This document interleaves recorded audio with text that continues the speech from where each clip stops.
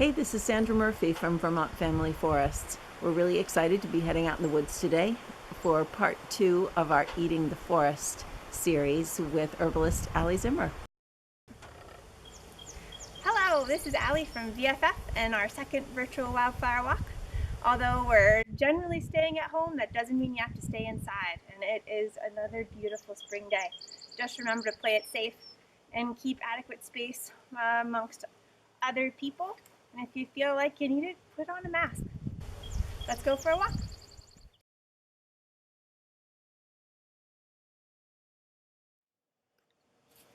All right, we have a beautiful ferny looking little plant here that's really common and prevalent. It's also used as an ornamental, although this is growing wild under this big old apple tree.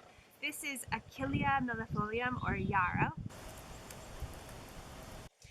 Yarrow is named after the Greek Trojan War hero Achilles, who was touted to use yarrow to help soldiers who are wounded on the battlefield. And indeed, yarrow is a great hemostatic, so it will help to clot the blood if you have a wound and you're bleeding.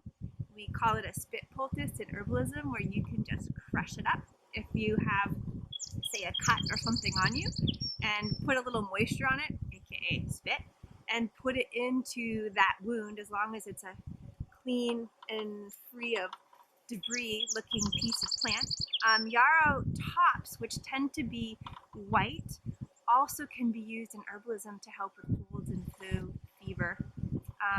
This is a great little plant to know.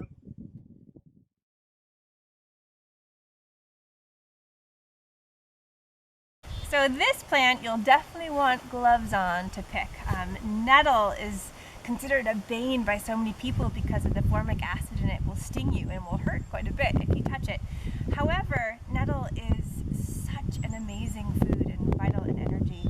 In Asian cultures, nettle is thought to strengthen the chi, strengthen the whole body, but especially the adrenal glands, so it's really great for energy.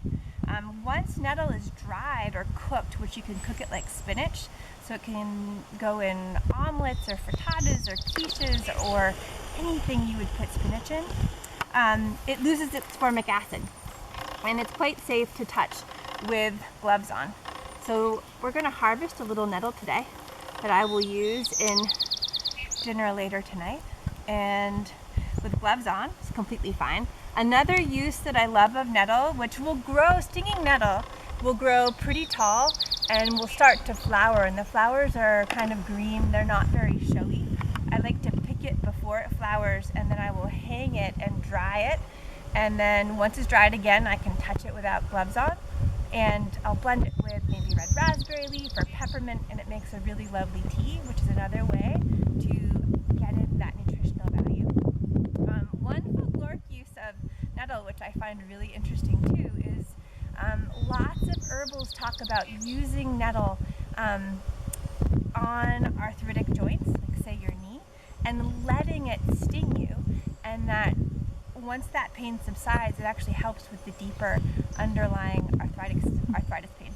So something that the brave ones might want to try.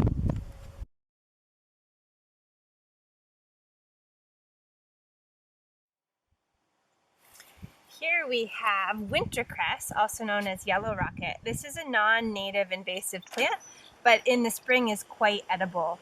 The leaves are great raw, added to salads, but they become really quite bitter as time goes on. I'm finding this here in the garden, just kind of popping up on its own. I'm going to pick some of these leaves to put into a little spring green soup later with a whole mix of things. Now also, knowing that this garden has not had pesticides or bad fertilizers used, got some great dandelions here. We'll get some of those up. I put some dandelions in breakfast this morning, and I was the only one in the house that knew, and everyone ate it, liked it, and got to benefit from the wonderful qualities of Taraxacum officinale, another non-native but great medicinal plant. Here we have another one.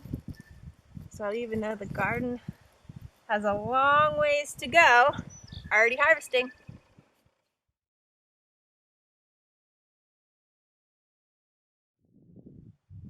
This plant is a little challenging to see right now, but one that you're probably familiar with, certainly from its smell. So this is ground ivy, or gill on the ground.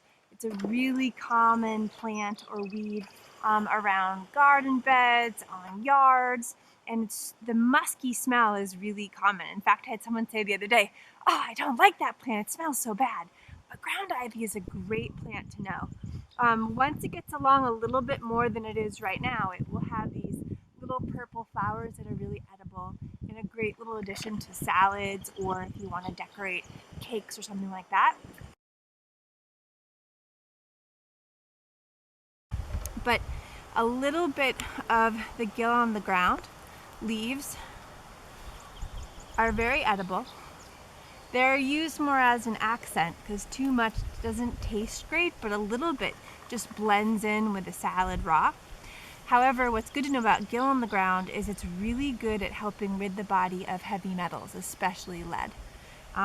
So it's considered a nice little medicinal. So next time you smell.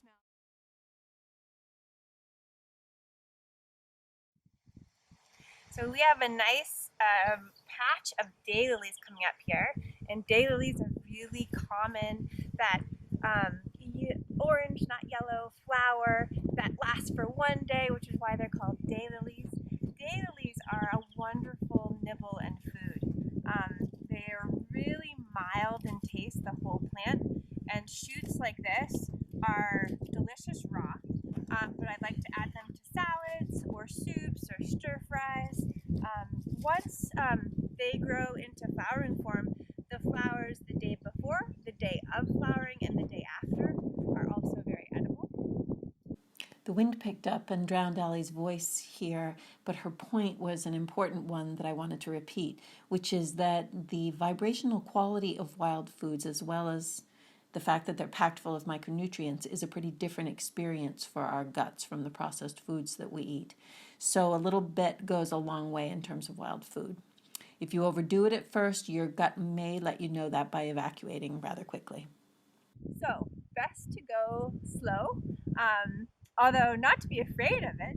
I really love, like, this is a great amount of daylilies, and I already had one this morning. I think I'll have another while I dig up the corm, or the root of daylilies, which have a kind of a sweet taste, and you can add them raw to salads in the spring or fall.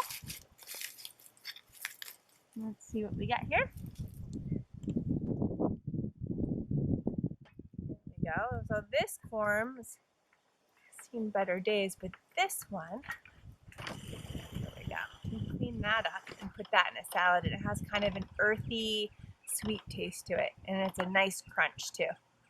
So, great way to use daylilies. Again, a reminder, make sure you're off the road and that you're not near places where there could be chemicals or other things in the soil, and that you know the land you're harvesting from. Okay, so finding something I didn't anticipate finding today that would actually make a really beautiful press, like with a crayon over paper, because it's just this lovely heart, is wood sorrel. I really love little nibbles on wood sorrel. It's throughout the year. I've also heard it referred to as cheeses, as these little flowers that are generally white with a tint of pink. But the taste of wood sorrel has a kind of a mild sour taste, but it's really quite good. It's high in oxalic acid, which in small amounts is absolutely fine, but in high amounts can leach the body of calcium. So you wouldn't want to go crazy and have a whole salad of wood sorrel. But a little nibble here and there is really quite lovely. And gotta love that heart.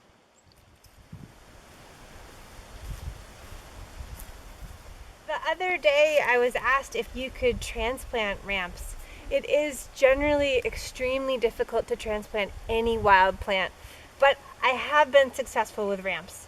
And on this property, my partner and I have, we have this wet area that gets a fair amount of sun early in the spring, and it's a rich woodland. Just at the place where we were, looking at ramps and harvesting them, these that I have right here down the road, I harvested them and kept some of the soil in them, and then came back and transplanted them here, and they are taking over, and that was just a couple years ago. It's going to take them many years to get established, but a great way to keep spreading the communities of these plants. Do remember, if you're out in the forest or any place in general these days, that ticks are becoming much more of a concern than they ever were. I've seen more ticks this spring than I have any time before. It's definitely not going to keep me out of the woods, but we need to be smart about checking every day.